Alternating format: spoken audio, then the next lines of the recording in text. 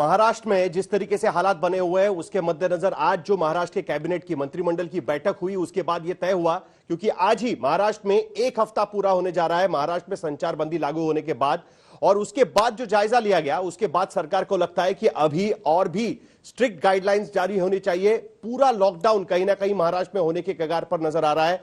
कल तक इसका फैसला हो जाएगा। और आदित्य ठाकरे मुंबई के पालक मंत्री, जिसे हम गार्डियन मिनिस्टर कहते हैं, और पर्यटन मंत्री भी महाराष्ट्र के, वो इस वक्त हमारे साथ जुड़े हुए हैं। वो उस कैबिनेट बैठक में वो मौजूद थे।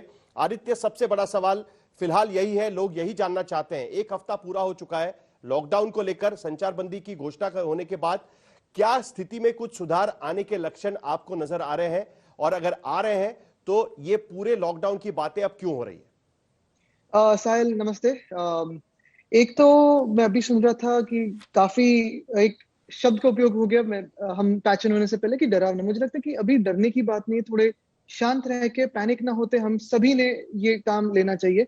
लेकिन जैसे आपने कहा कि अभी एक हफ्ता होने आया है और संचारबंदी का है, बिल्कुल कहीं ना कहीं आप देखो मुंबई में भी 10,000 से लगभग 7,000 तक हम केसेस आ जाए हैं, कभी 9,000 आ रहे हैं। ये थोड़ा ऊपर नीचे हो रहा है, लेकिन अभी इस पे हम कोई सेटिस्फैक्शन नहीं जता सकते। हमें केसेस और नीचे लाने ही पड़ेंगे, and the only way ahead as of now to break the chain is a lockdown. क्योंकि जब तक ह्यूमन टू ह्यूमन कांटेक्ट रहेगा, जब तक हम बाहर घूमते रहेंगे, आप देखते हो कभी कभी हम मास्क यहाँ पहन रहे हैं, कभी ऊपर कभी नीचे, तो ये सारी चीजों को अगर हमें कंट्रोल करना है तो हमें खुद को भी बचाना होगा, लोगों को घर पे रहना कहना होगा, और हाथ अपने साफ रखिए, मास्क पहने। मुझे लगता है कहीं कहीं ऐसे भी देश है जहां उन्होंने कहा है कि घर में भी मास्क पहन के घूमो। तो मुझे लगता है ये थोड़ी जो कॉशन है वो हमें लेनी पड़ेगी जरूर।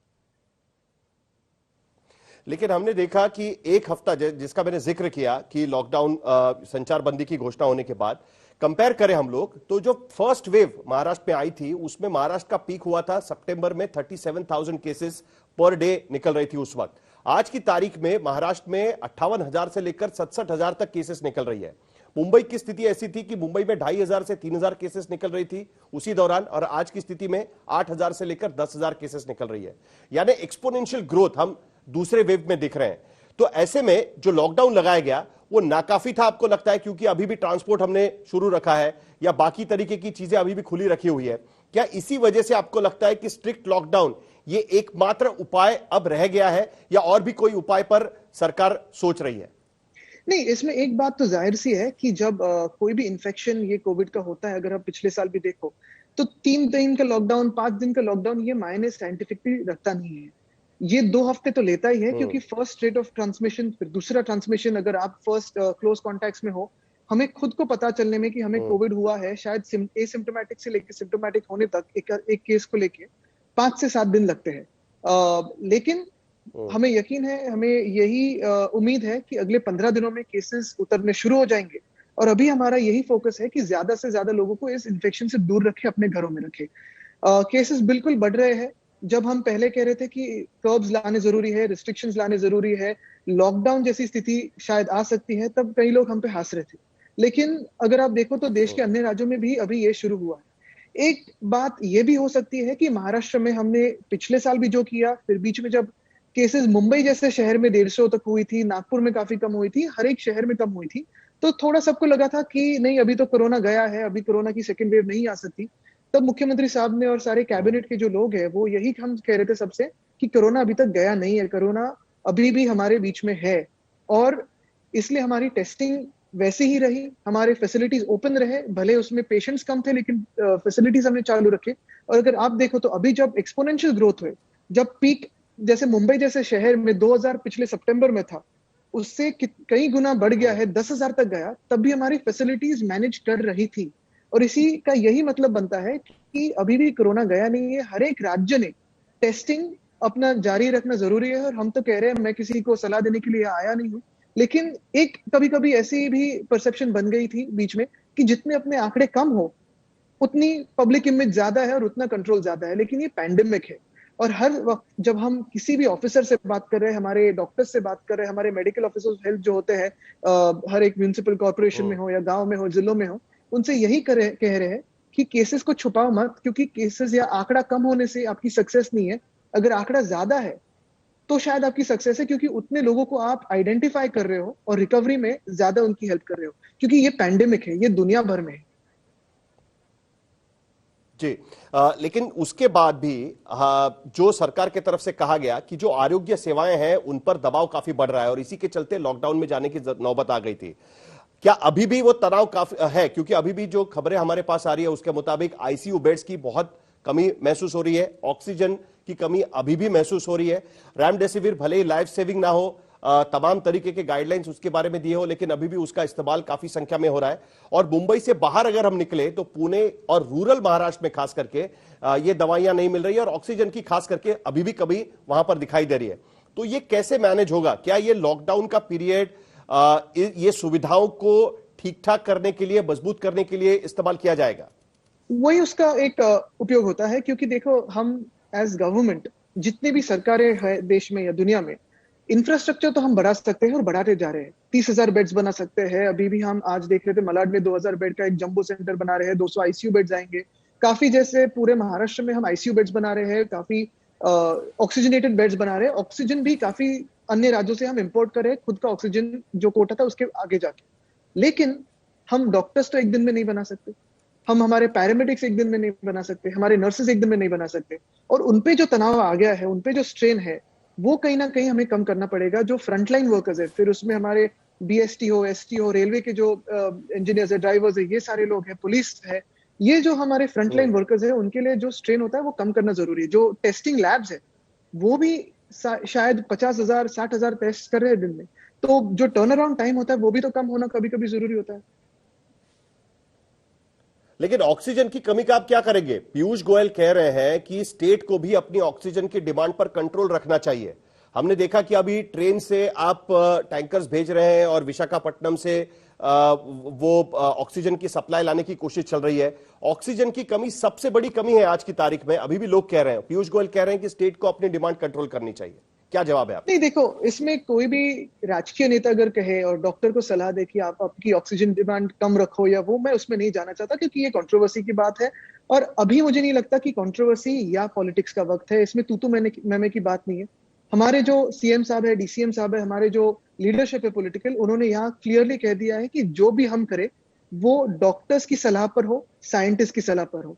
अगर उनकी डिमांड ज्यादा हो तो वैसे काम करो, डिमांड कम हो तो वैसे काम करो, लेकिन जो भी आप स्टेप करें वो डॉक्टर्स और साइंस के हिसाब से हो, उनके मुताबिक हो। और उसी की राह पर हम चल रहे हैं, क्योंकि ये जो बैटल है कोविड के साथ, ये कोई पॉलिटिकल नहीं है, ना ये केंद्र और राज्यों में कोई वाद विवाद है, या हमारे राज्य और किसी और राज्य में वाद विवाद है। ये this is a war against virus, और ये बैटल साइंटिफिक है और उसी तरह हमें लड़नी चाहिए एक साथ आके। और मुझे लगता है, मैं यही सबसे अपील करूंगा कि ये जो डिमांड सप्लाई की बात है, वांट और नीड की बात है, मुझे लगता है कि जो साइंस कहता है उसी हिसाब से हम जाए। नहीं, आप कह रहे हैं कि ठीक है, केंद्र और राज्य के बीच की बात नहीं है, राजनीति की बात नहीं है, लेकिन हमने देखा कि वैक्सीनेशन को लेकर तू मैं हो ही गई थी। सरकार, राज्य सरकार कहती है कि हमको 50 लाख वैक्सीन चाहिए। उसके बाद आपने खत लिख के मांग की कि 25 के ऊपर जो आयु के लोग हैं उन सबको वैक्सीन देना चाहिए। अब केंद्र सरकार कह रही है कि 18 के ऊपर सबको वैक्सीनेट कर दो। राज्य सरकार को परमिशन भी दी है, इजाजत भी दी है कि 50% आपका कोटा है वो सीधे आप प्रोक्योर कर सकते हैं। तो अभी तो राज्य सरकार की जिम्मेदारी बढ़ेगी, अब तो आपको केंद्र सरकार के पास देखना नहीं पड़ेगा शायद। तो क्या ये काफी है? अभी जो वैक्सीन मिल रही है उसके हिसाब से जो 18 के ऊपर आयु के लोगों को वैक्सीन दिया जाएगा, क्या उसके लिए राज्य सरकार तैयार है, या आपका उस पर आपकी क्या मांग रहेगी? यही एक चीज है कि हम ये जो 2 महीने से कह रहे थे कि यूनिवर्सल वैक्सीनेशन होना जरूरी है। महाराष्ट्र जैसे राज्यों में जहां वर्कफोर्स ज्यादा है, यंगर वर्कफोर्स ज्यादा है, अभी मैं जैसे खुद 30 साल का हूं और फ्रंटलाइन वर्कर में तो मैं खुद एनरोल नहीं किया हूं, क्योंकि मैं फ्रंटलाइन वर्कर शायद हो भी सकता हूं, नहीं भी, लेकिन हमें जो रूल्स है वो फॉलो करना जरूरी है। और इसी वजह से मुझे लगता है कि जो भी रूल्स अभी कल बनाए हुए हैं, हमने, सीएम साहब ने यही मांग की थी, फिर हमारे पार्टी की एमपी प्रियंका चतुर्वेदी जी, उन्होंने की थी, अन्य सारे राज्यों ने की थी, मुझे लगता है और 2-4 सीएमओ ने की थी। तो ये कल फाइनली मांग, बीच में थोड़ी क्रिटिसिज्म पॉलिटिकल तू मैंने हुई, जो मुझे नहीं लगता कि जरूरी थी, क्योंकि फाइनली वही निर्णय लिया जो होना ही था। लेकिन अभी जो हुआ है, मुझे लगता है हम सारे स्टेट्स ने एक दूसरे के हाथ पकड़ के, अर्थात राज्य और केंद्र, ये दोनों साथ में ही काम होना जरूरी है, क्योंकि ऐसे नहीं हो सकता कि आप अपना देखो हम हमारा देखेंगे। ये फेडरल सिस्टम है, कोऑपरेटिव फेडरल सिस्टम है। ये कहते हुए महाराष्ट्र पूरी तरह से तैयार है। अभी जो भी हमें लेखी आएगा, लिखित जो आएगा, क्लैरिफिकेशन आएंगे, नोटिफिकेशन आएंगे, उसी के हिसाब से हम दुनिया भर में जो कोई अच्छे वैक्सीन हो, हमारे देश में सबसे जो अच्छे वैक्सीन है, दोनों जो है उनको साथ लेके ज्यादा से ज्यादा और सबसे फास्ट कैसे हम वैक्सीनेशन कर सके, हमारा यंगर वर्कफोर्स है सारे लोगों का, वो उस पर हम ध्यान देंगे। क्योंकि ये नहीं, साहिल जी लेकिन अभी क्या वैक्सीनेशन जो है ये हम्म, अभी के लिए नहीं है, ये जो सेकंड वेव है उसी के लिए नहीं है, ये प्लानिंग हमारी थर्ड वेव के लिए शुरू होनी चाहिए जो हमने हमारे राज्य में की है। अगर आप देखो जो देश है, अन्य देश है, इसराइल हो, यूनाइटेड किंगडम हो या यूएसए हो, इन्होंने जो वैक्सीनेशन अभी तक किए थे उनका इम्पैक्ट अभी उनको दिखने लगा है, हॉस्पिटलाइजेशन रिड्यूस हो गया है, मास्क कई जगह उन्होंने निकाल दिया है। हम्म। तो ये आगे के 6 महीने, आगे के 2-3 साल उस पर प्लानिंग होनी जरूरी है। नहीं, लेकिन आज की तारीख में भारत में दो वैक्सीन चल रहे हैं, कोविशील्ड और कोवैक्सीन। जो उनका प्रोडक्शन है उसके हिसाब से वैक्सीन आज अवेलेबल है। स्पुतनिक को यहां पर मंजूरी दी गई है, लेकिन क्या यह इनफ है? Is it enough? क्या हम लोग ये कह सकते हैं कि इतने 3 कंपनियां हैं उनसे पूरे देश की प्यास मिट पाएगी वैक्सीन की? या आपको लगता है कि बाकी की जो कंपनियां हैं उनको भी कहीं ना कहीं अब भारत में आने की इजाजत मिलनी चाहिए? क्या उसी से, क्योंकि अगर महाराष्ट्र की बात करें तो 2 करोड़ वैक्सीन आपको हर महीने लगेंगी, जितनी आप डिमांड रखने की कोशिश कर रहे हैं, तो वो कहां से पूरी हो पाएगी? बिल्कुल, हमने तो अभी इस पे एक डॉक्टर्स की टीम भी लगाई है कि आगे की स्ट्रेटेजी कैसे हो, कौन से वैक्सीन जो हमने अभी तक किया उसको अभी अगर 12 करोड़ लोगों तक ले जाना है या जो भी जनता है महाराष्ट्र में उधर तक ले जानी है, तो स्ट्रेटेजी क्या होनी चाहिए, पहले डोज कब, सेकेंड डोज कब। बिकॉज अगर आप हमारा वर्कफोर्स देखिए, हमारे यहाँ जो कॉर्पोरेट्स है, जो इंडस्ट्रीज है, जो मैन्युफैक्चरिंग यूनिट्स है, हमारे जो ट्रेडर्स है, हमारे जो कॉलेजेस है, यहाँ बहुत सारी जगह पे यंगर वर्कफोर्स ज्यादा है। अभी भी हम जब इंटरेक्शन करते थे रेस्टोरेंट्स के साथ, होटल्स के साथ, ट्रेडर्स के साथ, मैन्युफैक्चरिंग इंडस्ट्रीज के साथ, 45 तक तो उन्होंने वैक्सीनेशन के लिए खोला था। लेकिन ये सारे लोग जो हम कह रहे थे कि आप खुद को कोविड से बचाए और काम करें, तो वो यही पूछते थे कि वैक्सीनेशन कब।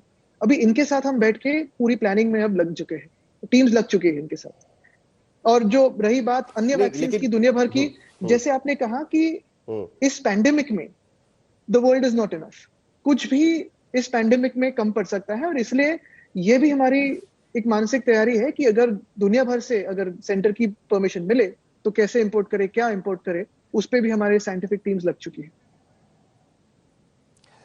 इससे पहले जब लॉकडाउन लगा था तब विपक्ष ने उसका विरोध किया था। क्या इस बार के लॉकडाउन के पहले भी क्या विपक्ष से बात की जाएगी, या फिलहाल अब लॉकडाउन के अलावा कोई चारा नहीं? आदित्य, क्या लगता है आपको? मुझे लगता है कि हमारे राज्य में सीएम साहब ने यही 2-3 बार प्रयत्न किए हैं और जो भी निर्णय है वो कंसेंसस से बनाए हैं। और आज स्थिति देखो तो मुझे लगता है कि हम बियॉन्ड कंसेंसस गए हैं।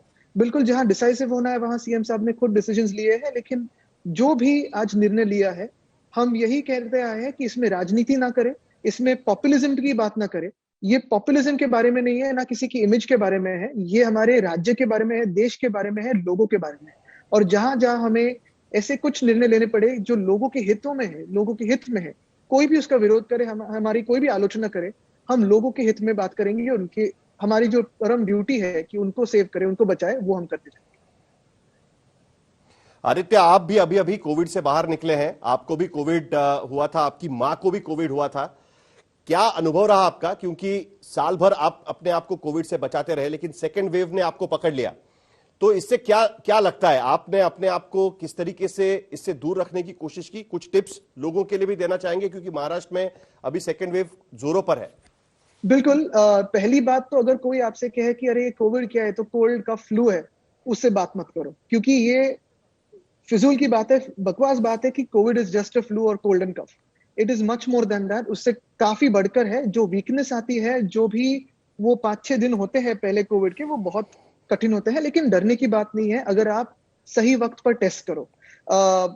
एक साल में बचता आया, मैं हमारे, अगर आप देखो तो आप भी हमारे साथ घूमते थे, कई जगह हमारी एक्सपोजर भी हुई, जब लेफ्ट और राइट में कोई हमारे साथ बैठता था, घूमता था, और कभी वो कोविड पॉजिटिव आ जाता था, लेकिन हमारा मास्क हर समय हमारे चेहरे पे था और राइट जगह पे था। कहीं ना कहीं ये कोविड, ये जो सेकेंड वेव आई, स्ट्रेन शायद ज्यादा इन्फेक्शियस भी है, वायरल भी है। मुझे याद है पिछले 28 मार्च को मैं वर्ली एनएससीआई डोम के वहां था और डॉक्टर मुफी मेरे साथ थे, जो अलग अलग पेशेंट्स को ट्रीट कर रहे थे। और इस 28 मार्च को मैं होम आइसोलेशन में था और डॉक्टर मुफी मेरे साथ बात कर रहे थे, मुझे ट्रीट करते हुए। तो एक साल हमने वैसे ही गुजारा है कोविड में। लेकिन ये बात है कि 2-3 चीजें इसमें काफी अहम है कि अगर आपको कोई भी कोविड का सिम्टम अगर लगे कि मुझे वीकनेस है, सर्दी हुई है, मुझे खांसी है, मुझे गले में थोड़ी जो विक्स की ऐड होती है ना, वैसे गले में किस हो, तो वैसे कुछ भी लगे या वीकनेस लगे तो पहले टेस्ट कीजिए। रैपिड एंटीजन हो या आरटीपीसीआर हो, बिल्कुल। वो है। उसके बाद अगर आपको जो भी पॉजिटिव रिपोर्ट आए तो डॉक्टर की सलाह है, डॉक्टर को सलाह मत दो कि रेमडेसिविर दो या ऑक्सीजन दो, जो भी डॉक्टर पे है उसके हिसाब से जाओ। आखिर में जाते जाते संक्षेप में जानना चाहेंगे, आपने 25 साल के ऊपर के लोगों को वैक्सीन की बात कही थी। क्या जो सवाल मैंने पहले भी आपको पूछा, जो बाकी प्राइवेट कंपनीज हैं, क्या उनको भी भारत के द्वार खोलने की मांग अब आपके तरफ से रखी जाएगी, आपके सरकार के तरफ से या आपके तरफ से? मुझे लगता है पहले जो भी केंद्र का नोटिफिकेशन है या जो भी क्लैरिफिकेशन आता है वो एक बार जारी होने दो, क्योंकि इसमें पहले मैंने पूछा या आपने पूछा, इसमें वो बात अभी नहीं तक होनी आया चाहिए। नहीं है पहले आपके उनका पास? वो अभी आना है, शायद मैं अभी देखूंगा, लेकिन अभी तक हमारे ऑफिस में आना है। तो वो जैसे आएगा मुझे लगता है उस पर आगे फिर हम चर्चा कर सकेंगे, क्योंकि इसमें कोऑर्डिनेशन और साइंटिफिक अप्रोच लेना बहुत जरूरी है। आदित्य, आपने हमसे बात की, इसके लिए आपका बहुत बहुत शुक्रिया। उम्मीद करते हैं कि यह लॉकडाउन का कहीं ना कहीं असर महाराष्ट्र में दिखाई दे। मुंबई की केसेस स्टैग्नेंट होती जा रही है, महाराष्ट्र की केसेस भी स्टैग्नेंट होती जा रही है, लेकिन अगर ये केसेस कब नहीं होंगी तो महाराष्ट्र की आरोग्य सेवाओं पर भी उसी तरीके से दबाव बढ़ता जाएगा। इसीलिए इस लॉकडाउन पर और कोविड पर और आपके काम पर हमारी नजर बनी रहेगी। आप हमसे जुड़े इसके लिए आपका बहुत बहुत शुक्रिया।